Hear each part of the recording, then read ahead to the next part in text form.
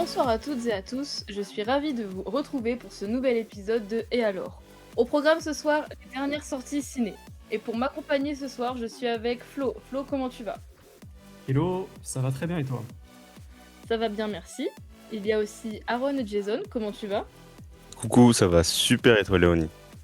Ça va très bien. Et il y a notre fidèle Chris. Chris, comment ça va ce soir? Ça va très très bien. Et vous, comment allez-vous? Eh ben, on va tous bien. Et je vous propose de commencer avec le film Projet Dernière Chance et on écoute la bande-annonce. Déclinez votre identité. Je m'appelle Ryland Grace. Je sors tout juste du coma. Je suis à des années-lumière de chez moi. Et je suis pas astronaute. Je suis pas astronaute. Un film réalisé par Phil Lord et Christopher Miller. Je vais laisser Flo nous faire le pitch. Alors, Projet Dernière Chance, c'est un blockbuster, de science-fiction où on retrouve, Ryan Gosling, Sandra Hüller pour ne citer qu'eux, dans les rôles principaux et tout simplement, on est dans un futur assez proche, dystopique où l'humanité, va disparaître, tout simplement en proie à disparaître et du coup, un ancien professeur de physique va être envoyé dans l'espace pour, essayer de résoudre un peu tout ça et il va faire la rencontre, d'une espèce, extraterrestre. Il va se lier d'amitié avec et l'histoire va tourner autour de cette, relation. Eh bah, exactement, merci pour ce pitch. Alors personnellement, c'est un film que j'ai aussi vu, mais je l'ai trouvé personnellement assez long. Qu'en as-tu pensé toi? Oui, c'est vrai qu'il est, assez long. Il dure, un peu plus de 2h30. Alors, en soi, ça va, c'est négociable quand le rythme est bon et tout, mais j'ai trouvé quand même qu'il y avait des petites longueurs et peut-être, une fin, moi, que je trouve un peu décevante. Donc, ce qui fait que moi, j'aurais peut-être retiré 10-20 minutes. Surtout que, on a une sorte de conclusion toutes les 30 minutes et on se dit: «Mais putain, mais quand le film va terminer? Quand le film va terminer?» Et au final, j'ai l'impression que ça repoussait un peu, cette fin. Il n'empêche que je trouve que ça se conclut relativement bien, scénaristiquement parlant et que, franchement, ça tient la route. Personnellement, je me suis pas vraiment ennuyé devant le film. Je sais pas quel est ton ressenti vis-à-vis de ça? Je te rejoins sur un peu les différentes fins, cette impression que c'était déjà fini et non, il y en avait encore pour, 30 minutes. Ouais. Mais dans l'ensemble, c'est un film que j'ai quand même bien aimé parce que je trouve qu'on passe un bon moment devant et que l'histoire, est assez touchante. Après moi, juste ce qui m'a un peu gênée, c'est tout le côté scientifique du film, car j'ai trouvé que c'était des termes vraiment hyper compliqués et j'ai l'impression d'avoir rien compris à bah, un peu à la mission car c'était trop technique. Je sais pas si tu as eu ce ressenti aussi? Pas vraiment, parce que là, bah, contrairement à Interstellar où tu es vraiment noyé dans des informations, à tout va, où vraiment tu es plongé dans un récit qui n'a ni queue ni tête et qui, vraiment prône une esthétique particulière. Là, je trouve que c'est assez, homogène au niveau de l'histoire et de l'esthétique, ça fusionne bien et non, j'ai l'impression que c'est assez accessible mine de rien. C'est vrai qu'il y a quand même une partie un peu plus, technique, mais je trouve que franchement l'ensemble se marie très bien et que le film est vraiment digeste pour le coup. Alors déjà, je suis ravi d'entendre de la bouche de Florent que Interstellar a un scénario qui n'a ni queue ni tête. Je vous, je vous invite à aller réécouter l'instant culte consacré à ce film où il avait défendu Mordicus, mais je passe. Et moi, j'ai une peur. Alors, je pensais aller voir le film, mais je n'ai pas pu y aller à temps et j'irai dans la semaine. Mais j'ai un petit peu peur parce que j'ai vu la bande annonce et je me suis dit, est-ce que c'est pas trop un film pour enfants Alors, ouais, pour le coup, c'est vrai que j'étais assez, étonné parce que moi j'y suis allé, sans avoir vu le synopsis, sans avoir vu le trailer ni rien et j'ai vu que, bah, facile 3/4 d'heure, c'était vanne sur vanne et que c'était vraiment, bah, plutôt, une comédie et j'étais assez, pas embêté, mais je trouvais ça dommage parce que c'était vraiment un dialogue, une vanne et au final, le film s'en sort plutôt bien parce que ça sert un récit et c'est, vraiment émotionnellement ça fonctionne bien. Cet humour fonctionne bien. Peut-être un petit peu trop, je trouve, mais voilà, après oui, je pense que c'est pour, petits et grands, hein, honnêtement, Non, mais je sais pas ce que tu en penses, Léonie, sur ça, est-ce que tu trouves que, enfin, tu as ce sentiment qu'il y a vraiment une volonté marketing derrière ou pas vraiment? Je pense qu'il y en a forcément un peu toujours et qu'il y en a quand même un petit peu avec, ce petit, extraterrestre. Même par exemple, j'ai vu que Lego avait déjà sorti une boîte de construction du film, Ah ouais. mais bref. Mais non, mais du coup, je trouve que, ouais, il y a ce côté un peu mignon qui pourrait faire un peu Disney et cette histoire un peu d'amitié touchante, entre les 2 personnages. Mais je trouve quand même qu'il y a des sentiments un peu plus développés, enfin, et une compréhension un peu plus adulte quand même qui est là à apporter et je pense que vraiment un peu à n'importe quel âge, on peut apprécier le film. Ouais, je te rejoins là-dessus et je dirais pour finir que quand même j'étais, un peu déçu aussi des personnages, qui entouraient les personnages principaux. Tu sens qu'on a vraiment la volonté de te mettre dans une histoire, à sens un peu unique où, on se focalise uniquement sur un perso, voire 2 grand max et bah, pour le coup là, le film rayonne, par, l'acting de Ryan Gosling, où j'avais un petit peu peur au début en voyant sa proposition, mais j'étais quand même convaincu à la fin et alors si vous vous attendez à avoir vraiment, beaucoup de personnages, plein d'interactions, tout ça, en vrai non, c'est plus, une histoire humaine entre, une relation avec un alien et un humain. Exactement. Bah, il y a une actrice assez connue dont j'ai oublié le nom, qui a Bah, fait c'est, Anatomie d'une chute. Sandra Hüller, je crois? C'est ça, exactement. Ouais. Bah, c'est vrai que je pensais qu'elle allait avoir plus d'importance car en plus, bah, depuis qu'elle a fait Anatomie d'une chute, elle est dans beaucoup d'autres films et franchement, je pense qu'elle doit apparaître, 10-15 minutes, si on reprend tous ses passages et encore, mais Oui, pour le coup, c'est, un des persos, secondaires qu'on voit le plus. Mais, j'ai enfin pareil, j'étais un peu déçu de ce personnage. Sans vous spoil, on va voir, ses réelles intentions et on va essayer de la comprendre un peu plus. Mais pareil, je trouve que c'est bizarrement géré et que le montage aide pas forcément. En tout cas, ça sert pas trop le personnage, je trouve. Mais encore une fois, c'est assez anecdotique parce que tout le reste du film, moi, je l'ai trouvé vraiment excellent, surtout pour un blockbuster de science-fiction. Moi, généralement, je suis très déçu en général de ce qui sort et là, pour le coup, ouais, c'est vraiment, ça sort du lot. non, c'est vrai que c'est dommage car je trouve que les autres personnages sont pas très aboutis, mais après on a quand même un film en fait qui marche et qui enfin, on a quand même un film qui repose que sur 2 personnages, mais même s'il est un peu long, je trouve que dans l'ensemble, c'est un film qui marche. Tout à fait. Je pourrais pas dire mieux. Alors le monde va mal pour notre cher Ryan Gosling, mais il va aussi mal pour Alex dans le film Alter Ego et on écoute la bande annonce. Bonjour, je suis Axel, votre nouveau voisin. Ouais, mais là, ça va. Non, c'est. Ça va pas être possible, ça. Ah, tu vois le voisin derrière? C'est dingue, non? Ah, il ressemble à quelqu'un? Julien Courbet, c'est ça? Et comme c'est Aaron Jason qui a trouvé cette belle transition, je lui laisse faire le pitch du film. Allez, c'est parti, on part pour ce pitch après une transition, mais vraiment, très bien interprété. Franchement, Léonie, c'était parfait. Comme tu l'as dit, le monde va mal pour Alex parce que oui, il a un voisin qui vient d'atterrir à côté de chez lui et il se peut que ce voisin soit son parfait sosie et donc notre cher ami Alex se retrouve un peu dans une petite crise identitaire, un manque de confiance en lui.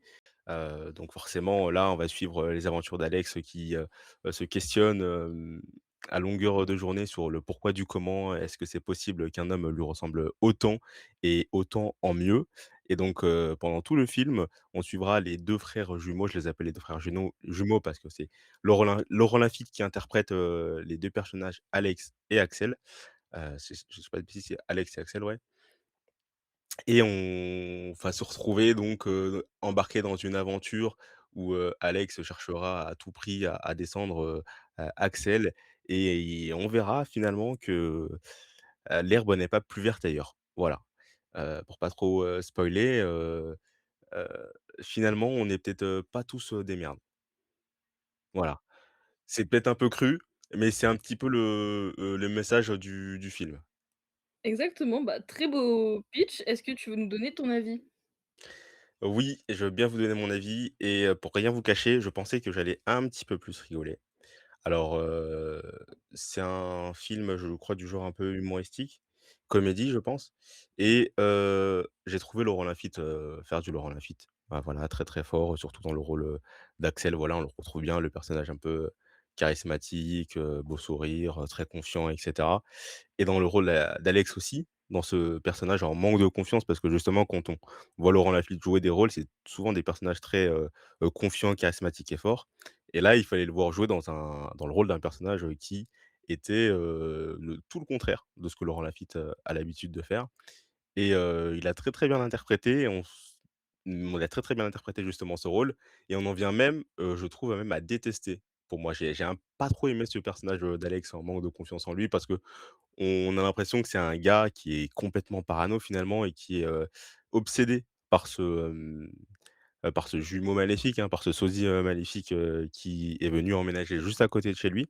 Et donc tout au long du film, comme j'ai dit, on va suivre, cette petite enquête où il va essayer de tout faire pour le descendre et pour, nuire à sa réputation et au final, sans trop spoil, ça va lui donner raison. Mais, c'est un film, qui a quand même une belle morale, hein, parce que c'est vrai qu'on est un peu aussi dans une époque où on a tendance à tout comparer, surtout l'ère des réseaux sociaux et cetera. Et donc, on a peut-être tendance à penser, surtout les jeunes, qu'on n'est peut-être pas encore arrivé, que, machin, qui a déjà, 10 Lamborghini est beaucoup mieux que moi, voilà.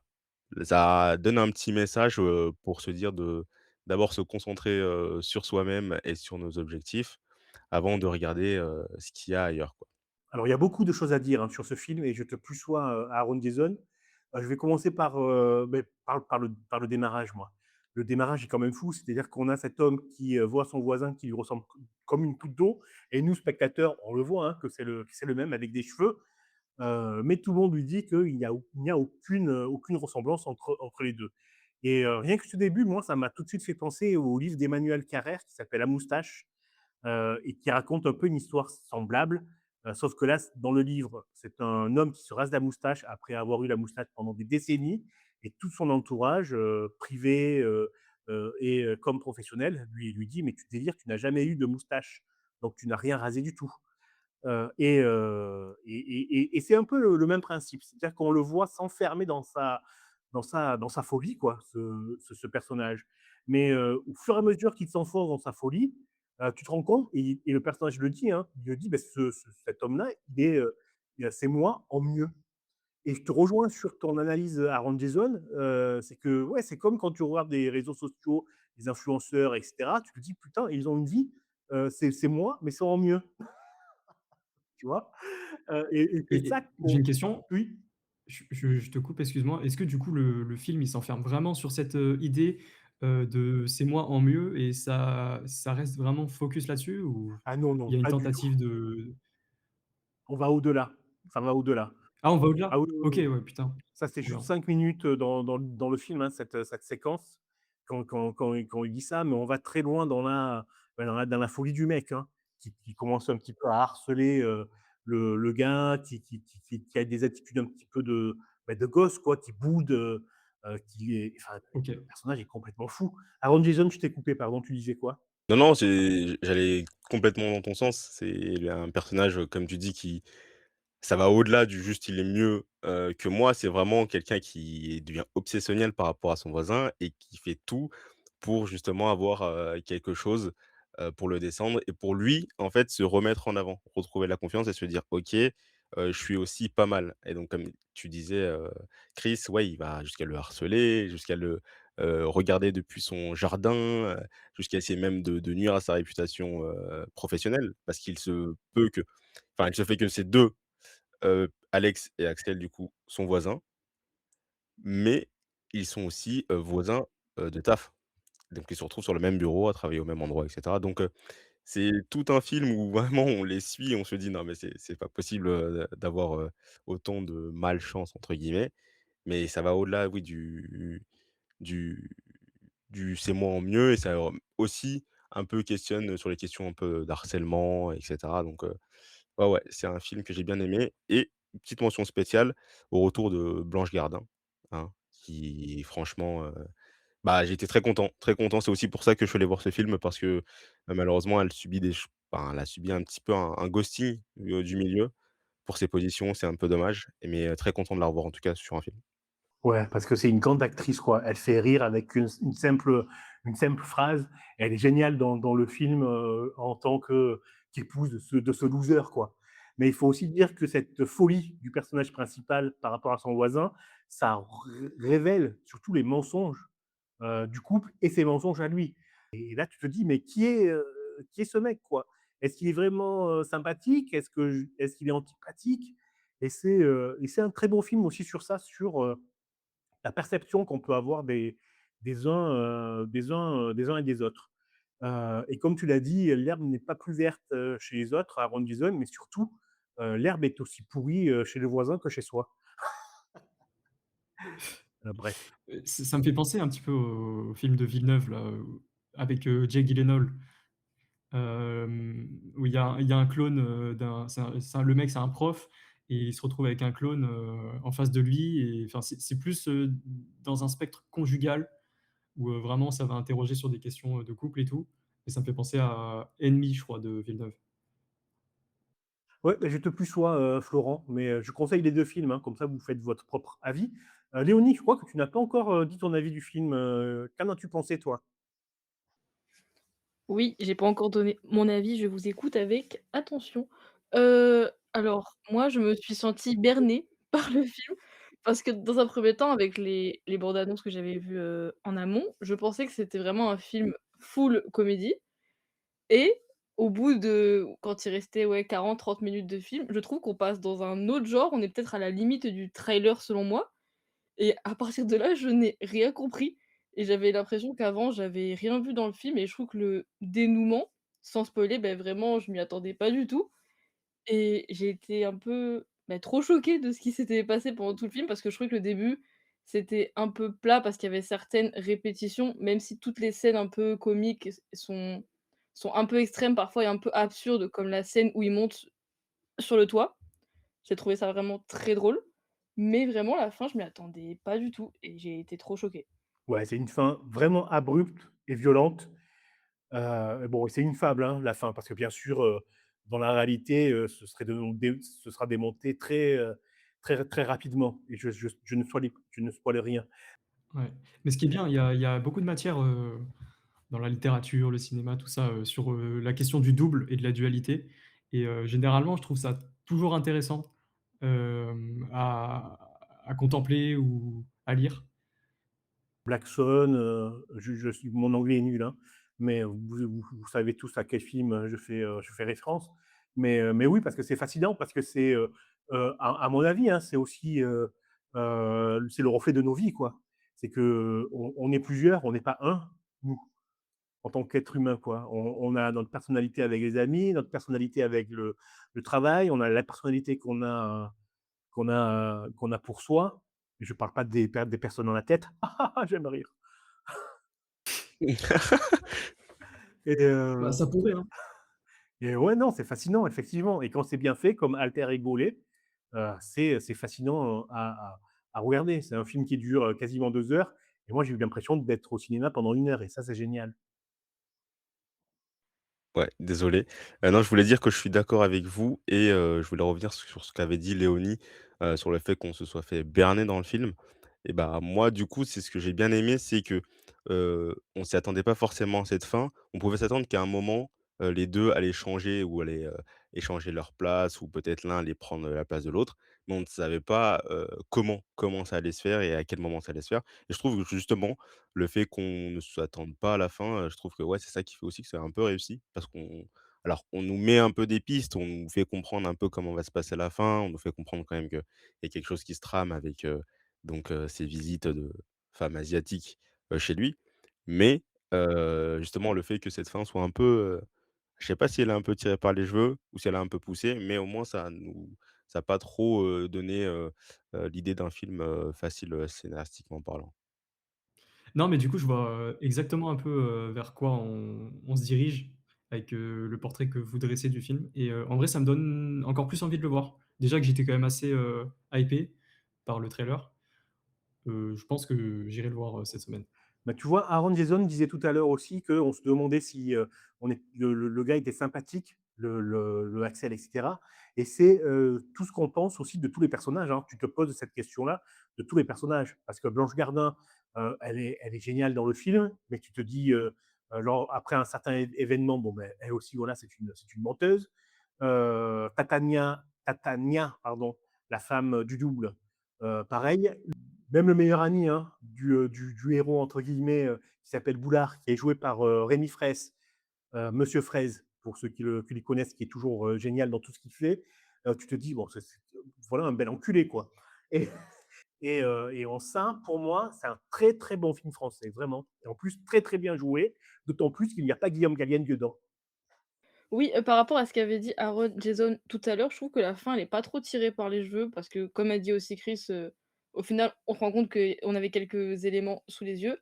Le seul ch La seule chose qui m'a fait un peu là, j'étais en mode: «C'est quand même un peu tiré par les cheveux», c'est, sans spoiler, le changement qu'il y a entre les 2 personnages. J'ai trouvé ça un peu abusé. Vu ce qui se passe avant, je me suis dit: «Là, on souffle un peu quand même». Ouais. Tous les personnages nous trompent et le film nous trompe aussi. C'est le film de la semaine pour moi, hein, le film de la quinzaine. C'est vraiment un très très bon film que je vous recommande. C'est la fin de cette première partie, on se fait une petite pause musicale. Aaron, Jason, qu'est-ce que tu veux écouter? Eh bien, j'ai un petit son pour vous, les amis, il s'appelle Augazi. Augazi, donc de Palm Monkey, Rossi et The Palm Tree Boy. Voilà, pour une petite pause musicale en détente, appelez-moi. See me walk it, love me, now you they make me soft. And I know they fake this thing real enough. Down baggy, don't let go. You feel like peace to me. I've been moving solo, but now I wanna be. When I say I was you don't say much, but I feel it though. You make it feel simple, like I've been here before. Down baggy, don't let go. I feel you in my soul, even when we quiet, you still feel like home. When I say I was you don't say much, but I feel it though. You make it feel simple, like I've been here before. Down bangy, don't let go. I feel you in my soul, even when we quiet, you still feel like home. When I say I was I love her, you done move like no one else. I love when I say I was when I say I was see me moke, you got me here for real. I love when I say I was when I say I was, you done move like no one else. I love when I say I was, I love when I say I was when I say I was see me moke, you got me here for real. I love when I say I was when I say I was, you done move like no one else. See me moke, love me, now you they make me soft. And I know they fake this thing real enough. Down baggy, don't let go. You feel like peace to me. I've been moving solo, but now I wanna be. When I say I was you don't say much, but I feel it though. You make it feel simple, like I've been here before. Down baggy, don't let go. I feel you in my soul, even when we quiet, you still feel like home. When I say I was I love her, you done move like no one else. I love when I say I was when I say I was see me moke, you got me here for real. I love when I say I was when I say I was, you done move like no one else. I love when I say I was, I love when I say I was when I say I was see me moke, you got me here for real. I love when I say I was when I say I was. De retour sur Radioverse, vous pouvez retrouver l'ensemble de nos émissions et n'hésitez pas à nous suivre sur les réseaux sociaux, Instagram et TikTok, Radioverse of Multiverse. On continue avec Le crime du troisième étage, un film de Rémi Besançon et on s'écoute la bande-annonce. Le crime était presque parfait. C'était sans compter sur votre humble serviteur. C'est pas vrai. C'est votre voisin du troisième étage. Il m'a demandé de distribuer des invitations pour venir le voir jouer dans sa pièce ce soir. Tenez. Ou ne pas. Hamlet en plus. Ça va bien durer au moins 2 heures, ça. 3h45. Et je vais laisser la parole à Chris pour nous faire le pitch. L'histoire est très très simple. C'est l'histoire d'une femme qui est professeure de cinéma à l'université de la Sorbonne et qui a pour sujet d'étude Alfred Hitchcock, qui un jour regarde par sa fenêtre et voit son voisin, acteur, tuer sa femme. Et donc, elle entraîne son mari, qui est un écrivain de romans policiers historiques, dans une enquête rocambolesque. Le voisin est-il un assassin ou la femme a-t-elle trop d'imagination? Suspense, ouh là là! Non, je mens, il y a pas de suspense. C'est nul.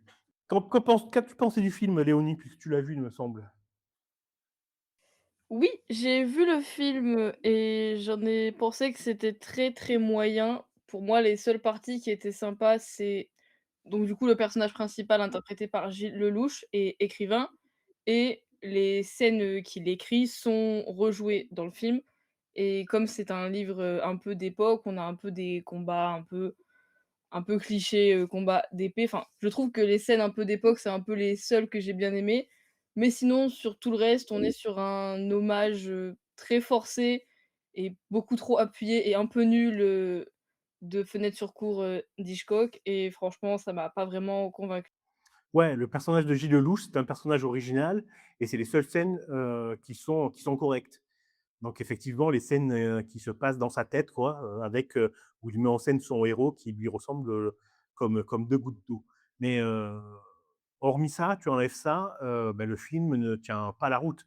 Il ne tient pas la route pour plusieurs, raisons. D'abord parce que comme tu l'as dit, c'est un hommage trop appuyé à Fenêtre sur cour. Tu veux faire un hommage à Fenêtre sur cour et essaye d'écrire un scénario nouveau quoi.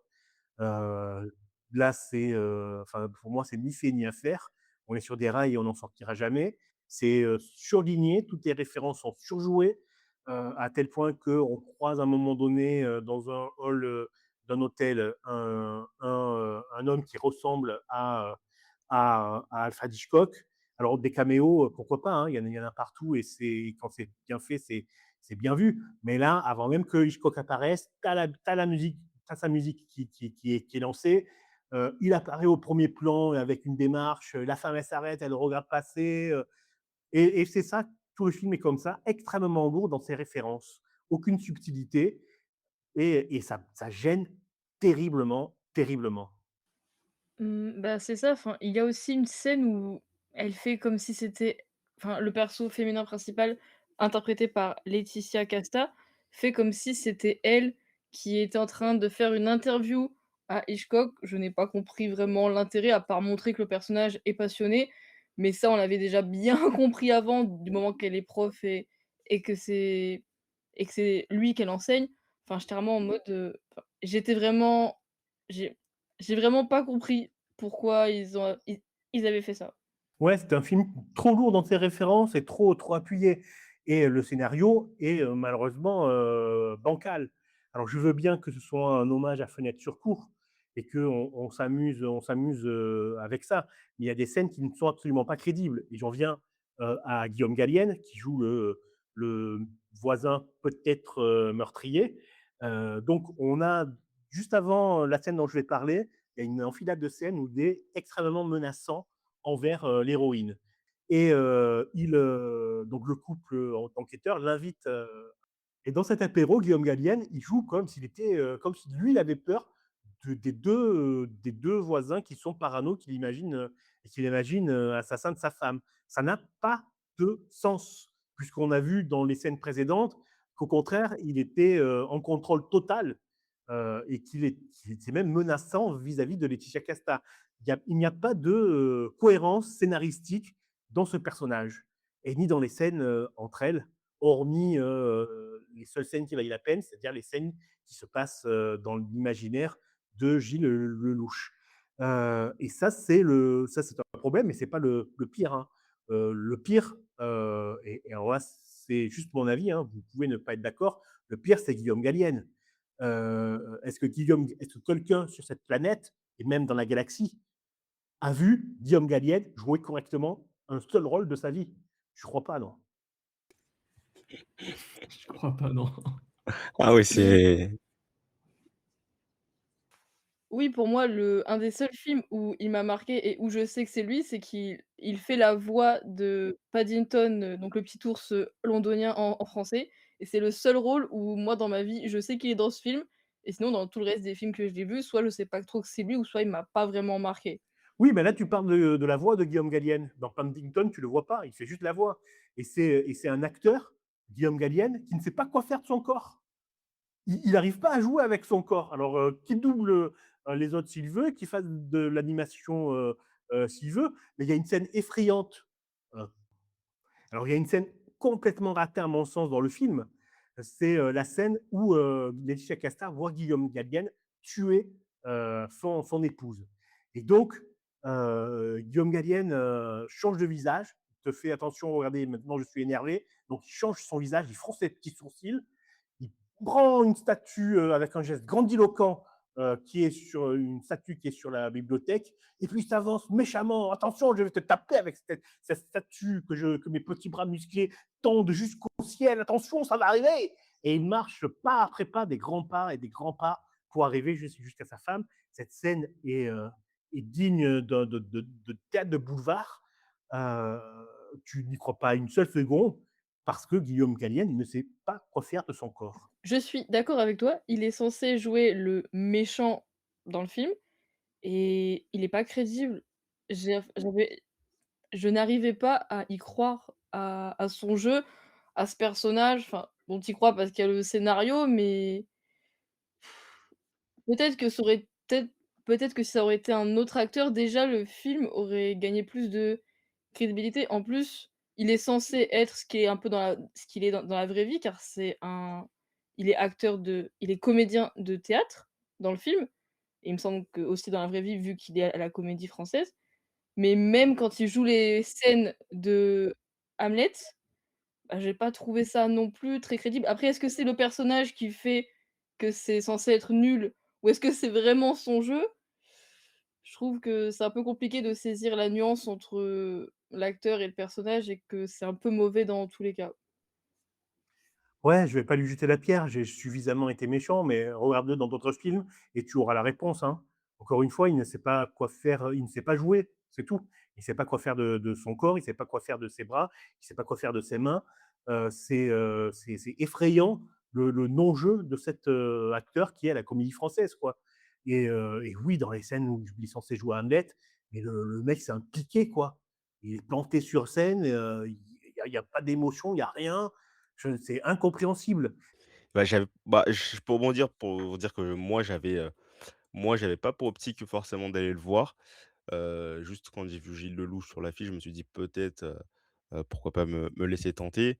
heu, Avec, vos avis, c'est vrai que ça me rebute un peu, mais justement, comme moi je n'ai pas vu, heu, le film d'Hitchcock, est-ce que pour une personne comme moi qui ne l'a pas vu ce film, démarrer, on va dire, avec, cette reprise, un peu tirée par les cheveux, ça peut quand même le faire?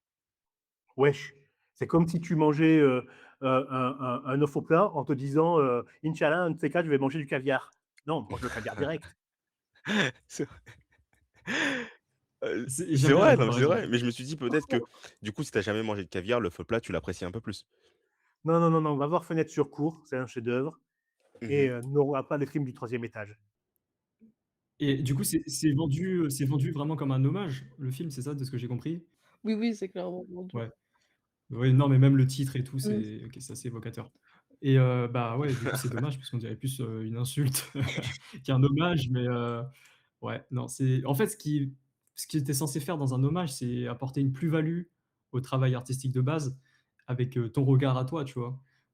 En tant que réalisateur, scénariste et là, j'ai l'impression que c'est juste un cahier des charges d'hommage, sans réelle, valeur ajoutée, sans réelle. C'est exactement ça. À tel point, on le redit, hein, que la seule originalité, c'est les petites cutscenes de l'imaginaire de l'auteur de romans policiers historiques. Ouais. Et basta. Et tout le reste, c'est un cahier des charges extrêmement lourd de références ultra référencées, ultra citées par plein d'autres films, et qui en plus te mettent et qui en plus te mettent le nez dedans si tu as le malheur de regarder ailleurs, quoi. C'est comme si tu étais en train de manger un plat de spaghettis et que tout d'un coup tu tournes la tête pour regarder autre chose et que ton pote te prenait ta nuque et te mettait la tête dans les spaghettis en te disant mais regarde, c'est des spaghettis ça, c'est des spaghettis. Ah ouais, ouais, ouais. Putain, les comparaisons, elles y vont là, hein. Waouh! Voilà, donc non, franchement, n'allez pas voir ce film. Allez voir Alter Ego, on en a parlé tout à l'heure, ça, c'est du film, ça, c'est du bon cinéma. Et on continue avec un film français. Voici sa bande-annonce. Tipo une shape, je suis choquée carrément comment t'es gaulé, frère, n'importe quoi. Ah, c'est toi, le petit Babtou qui se prend pour le fils de Kadhafi et qui veut son héritage? Bravo ma puce. Je peux savoir pourquoi on est dans un hammam. On est dans un hammam parce que tu es en face de toi. Les Cadors de Jérémy Ferrari et je vais laisser Aaron Jason vous faire le pitch et vous dire qu'est-ce qu'il a pensé du film. C'est parti pour le pitch, des Cadors. Si on vous disait que vous étiez le fils caché, d'un roi, c'est ce qui a été, promis à Noé, par sa maman, qui lui révélera que, c'est peut-être le fils caché, de Kadhafi. Le fils caché, plus tellement parce qu'au début du film, elle passe sur une émission pour l'avouer à tout le monde et donc c'est un petit garçon qui va grandir avec l'idée, qu'il est le fils de Kadhafi et donc il va construire sa vie, autour de ça. Il va devenir, chasseur au trésor pour essayer de récupérer, tout l'or, de son, père, Kadhafi et donc à un moment donné, il va se retrouver dans une mission où il va peut-être trouver, et arriver à parvenir à ses fins, savoir si c'est vraiment le fils, de Kadhafi ou non. Parce que oui, toute, sa vie, comme je l'ai dit, il l'a passé à se construire autour de ça et à vérifier cette information, qui lui a été, donnée par sa mère et donc il va se retrouver donc, dans une mission, qui va lui mener à son but. Ça va être de libérer une journaliste mais pour cela, il va être accompagné justement, par 2 zigotos, hein, c'est vraiment le terme, 2 zigotos, très particuliers, qui vont l'accompagner, dans cette mission, du nom, de Louise, parce qu'elle a un nom, justement de converti que je n'ai plus et accompagnée de Ryan, heu, un soi-disant, malvoyant et donc tout au long de cette mission, on va suivre leurs péripéties et voir si notre, Noé, est finalement le fils ou non, de Kadhafi.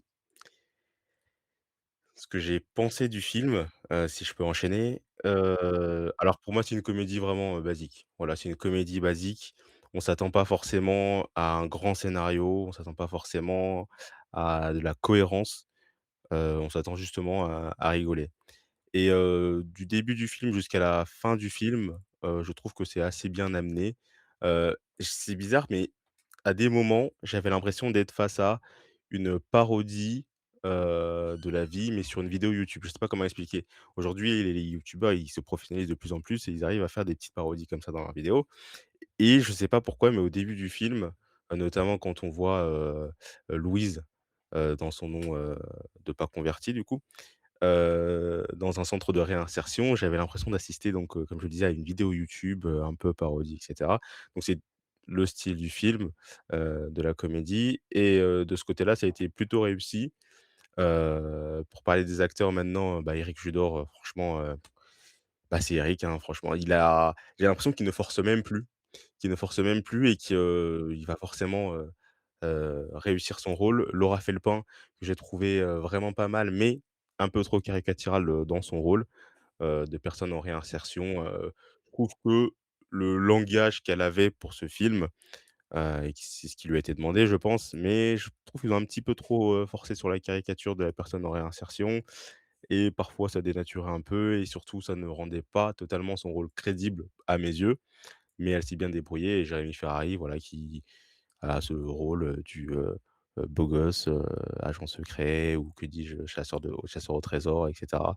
Très sérieux et la comédie, pour moi, je trouve qu'elle n'a pas totalement, détruit le film. Parce que parfois, justement, quand tu assistes à des films de comédie, tu as un peu l'impression de pas regarder des films, mais juste un peu, ouais, une bouillie qui va dans tous les sens et voilà. Là, bon, on s'y attendait, on a eu ce qu'on pensait, pour ma part. Alors ouais, ce que tu dis, ça me parle, Aaron Jason, parce que, beh, tous les acteurs principaux là, ils ont fait de la scène. Jérémy Ferrari vient de la scène, Laura Felpin aussi, Éric Judor et cetera, vient de la scène aussi. Donc oui, je comprends qu'il y a un côté YouTube, mais plus qu'un côté YouTube, il y a un côté, effectivement, sketch de scène quoi, avec des moyens de youtubesques plutôt, je dirais. Donc oui, je comprends ça. Est-ce que chaque séquence peut se voir en dehors du film et tu rigoles quoi, grosso modo? C'est ça, hein, il y a des séquences comme tu as dit, bah, tu as trouvé les termes, je les avais pas, ça fait vraiment un peu sketch. Il y a des séquences que tu peux retirer et mettre ça, tout seul et ouais, tu rigoleras, parce que, le sketch est bien interprété, c'est bien joué, c'est bien caricaturé et tout le monde, réussit sa partition, à la perfection.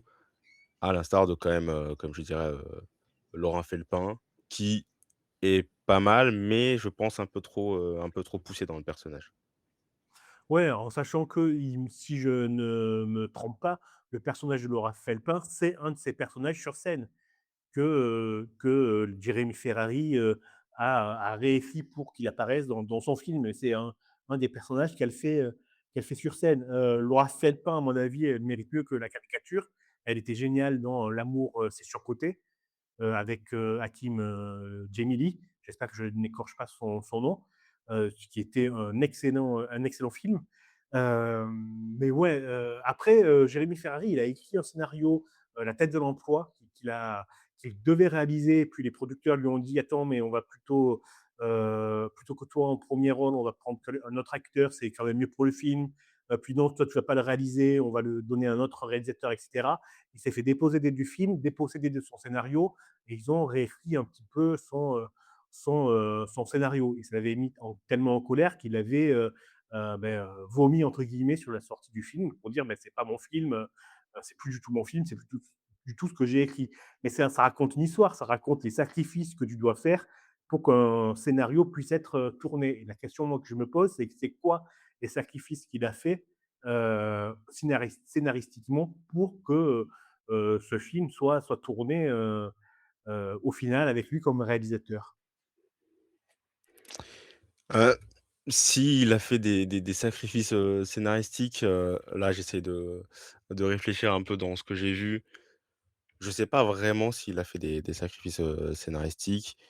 Il est un peu resté vraiment, je pense, dans son rôle, surtout que même lui, il a pas trop, changé, on va dire, ou il a pas trop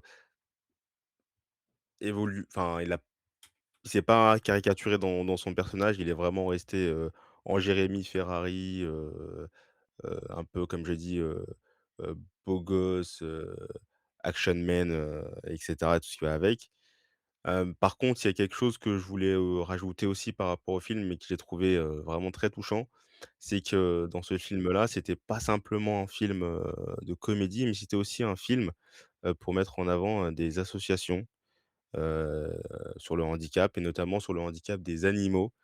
Parce que dans ce film, il a été accompagné, d'un chien, heu, handicapé, donc à qui il manquait une jambe, qui s'appelait, Bobby et ils ont créé une association justement pour venir en aide à tous les refuges d'animaux, qui ont des animaux donc un peu délaissés, handicapés et cetera, car ils ont besoin d'amour, hein, selon ces mots et ils ont besoin aussi de donner beaucoup d'amour et donc ça, j'ai trouvé ça très, très touchant, de mettre, justement en avant des choses qu'on ne voit pas, forcément et des choses auxquelles on n'y pense pas du tout et ça, je trouve que c'était plutôt réussi. Parce que vraiment le chien, il ne fait pas tâche, il a aussi son petit scénario, il a une petite histoire d'amour, avec un autre animal, enfin une autre, chienne et qui une histoire d'amour, malheureusement, qui ne se conclut pas parce qu'elle s'en va. Mais voilà, c'était, c'était assez touchant et ça donne envie un peu aussi de se pencher sur ces questions-là. Bah, super, les chiennes n'ont pas droit à l'amour. Ah. Je l'aurais pas résumé comme ça, mais c'est marrant. Non, mais c'est marrant comme anecdote, enfin, c'est pas des choses qu'on a l'habitude de voir au cinéma, ce genre d'association et d'initiative et je trouve ça cool et puis si au moins ça peut donner un peu de crédit au film aux gestes, ben, c'est bénef, hein, franchement, Alors par contre, j'ai pas compris cette histoire d'association. L'association existait ou c'est Jérémy Ferrari qui l'a initiée avec Alors, le j'ai film? peut-être, ouais, fait une petite confusion. Heu, L'association, lui, il l'a créée, elle s'appelle Hey Bobby, en référence du coup au chien qui a été dans le film et lui, il soutient plus les refuges, D'accord. voilà, parce qu'il y a une séquence à la fin du film justement qui fait, pendant le générique, où il, se fait filmer avec, un des, je sais plus comment est-ce qu'ils appellent ça, mais des responsables d'animaux dans les films. Là où il se filme, où il explique un peu le principe de l'association et lui vraiment il voulait mettre en avant, tous les refuges, qui sont, pas forcément, bah, on pense beaucoup à la SPA, c'est vrai, parce qu'il y a aussi d'autres animaux abandonnés, mais il y a aussi ceux-là, ceux qui sont, malheureusement handicapés, amputés et cetera et qui, eux, n'ont pas forcément, le droit, ou qui ont un peu moins de visibilité et qui se retrouvent un peu plus seuls et il a voulu mettre, en avant, dans son film en tout cas, ces refuges et aussi ces animaux qui sont un petit peu oubliés. Et on enchaîne avec une petite pause musicale. Flo, qu'est-ce qu'on écoute? Allez, on va partir sur du Frank Ocean et le son Siegfried.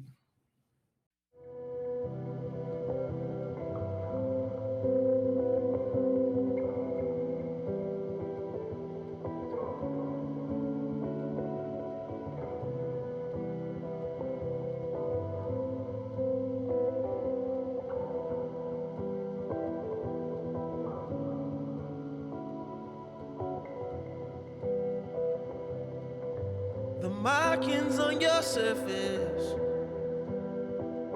your speckled face, flood crystals hang from your ears. I couldn't gauge your fears. I can't relate to my peers. I'd rather live outside. I'd rather chip my pride than lose my mind out here. Maybe I'm a fool. Maybe I should move and settle. 2 kids in a swimming pool. I'm not brave.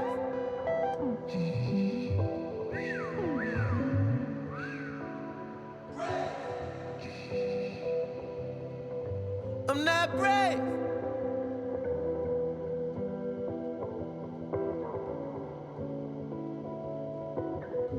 I'm living over city and taking in the homeless sometimes. I've been living in an idea from another man's mind. Maybe I'm a fool to settle for a place with some nice views. Maybe I should move, settle down. 2 kids in a swimming pool. I'm not brave.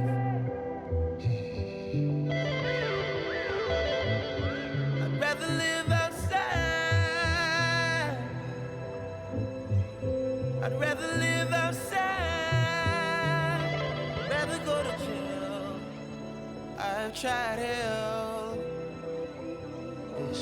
What would you recommend I do? The other side of the moon.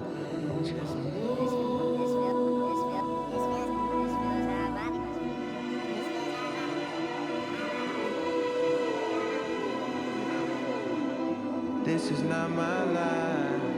It's just a fond farewell to a friend. It's just a fond farewell to a friend. This is not my life. It's just a fond farewell to a friend. It's not what I'm like. It's just a fond farewell.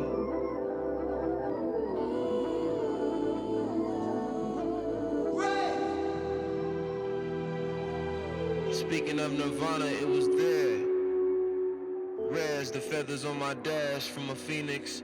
There with my crooked teeth and companions sleeping, yeah. Dreaming a thought that could dream about a thought that could think of the dream of the thought that could think of dreaming and getting the glimmer of God. I'd be dreaming and dreaming a thought that could dream about a thought that could think of dreaming a dream where I cannot. Where I cannot. Less morose and more present.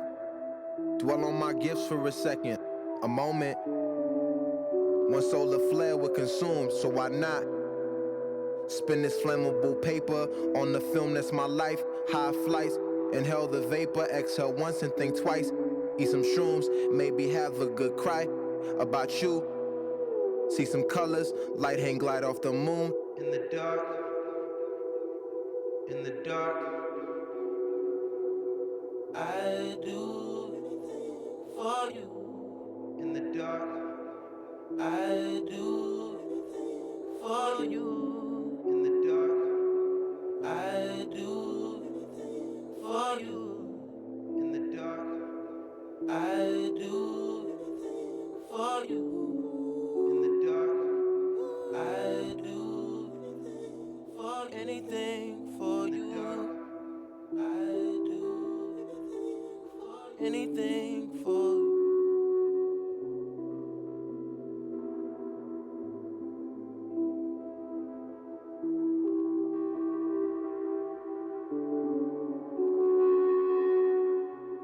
Scarlett, un film de Mamoru Hosoda et je vais laisser Flo faire le pitch.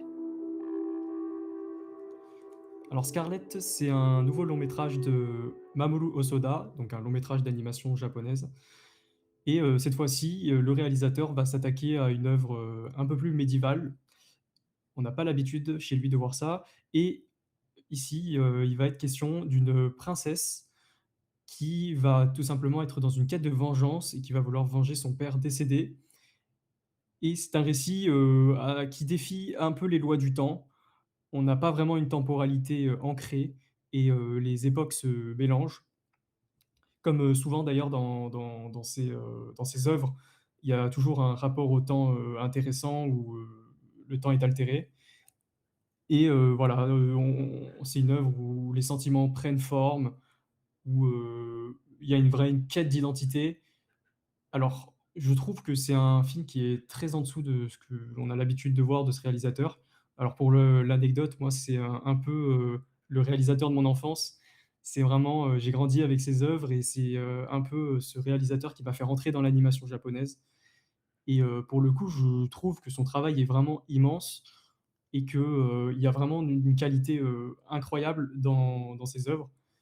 Je pense quand même que depuis quelques années, c'est de moins en moins intéressant et qu'il se fait submerger un peu par, ben, les travers de l'animation japonaise. J'ai l'impression que l'image qu'il a de l'évolution de ce médium, elle est vraiment mauvaise et ici d'ailleurs, techniquement, le film, c'est, principalement de la 3D. On n'a pas l'habitude de voir ça chez Hosoda, même si, il a toujours utilisé un peu 3D, mais pas directement sur les personnages. Alors pour le coup, moi j'ai trouvé que visuellement c'était pas mauvais. Il y a des plans, une composition des plans qui est à son image, hein, qui est vraiment, belle, une bonne colorimétrie, mais c'est vrai que techniquement, c'est un peu en dessous de ce qu'on a l'habitude de voir de lui et pareil, les thèmes abordés, c'est redondant. Quand on connaît un peu, les œuvres qu'il a pu faire auparavant, bah, c'est exactement les mêmes qu'avant. Le deuil, le temps, l'acceptation de soi, le rapport intime au temps et cetera. C'est des choses que, ouais, il a vraiment, déjà, poncées et je trouve qu'il se renouvelle pas vraiment. Donc c'est dommage puisque moi, c'est voilà, c'est vraiment un réalisateur que j'ai en haute estime et que je vous recommande, hein, d'ailleurs d'aller voir, ses anciennes œuvres. Il avait fait, notamment Summer Wars, je pense un des films qui m'avait le plus marqué à l'époque et qui traitait beaucoup de cette, digitalisation, de notre époque, hein, au début des années 2000 avec cette forte, montée de la numérisation. C'était assez intéressant son point de vue là-dessus et puis voilà, donc Scarlett, pour le coup, c'est un film qui m'a beaucoup déçu, qui a quelques qualités, notamment visuelles et que je vous recommande, quand même, d'aller voir. Merci pour cette recommandation et on va enchaîner tout de suite avec, les futures sorties ciné. Madame, je n'écrirai rien sur ce film, c'est une merde. Alors le 25 mars, nous avons le film Ce qui compte, de Jean-Baptiste Leonetti. J'ai déjà eu l'occasion d'en parler dans l'émission J'ai déjà vu et c'est un film que je vous recommande parce qu'il est assez novateur sur certains sujets. Il traite, la famille comme je ne l'ai jamais vraiment vu au cinéma Mais après, dans l'ensemble, le film ne m'a pas forcément convaincue, mais je vous conseille vivement d'aller vous faire votre propre avis. Alors moi, la bande annonce m'a convaincu d'aller voir ce film.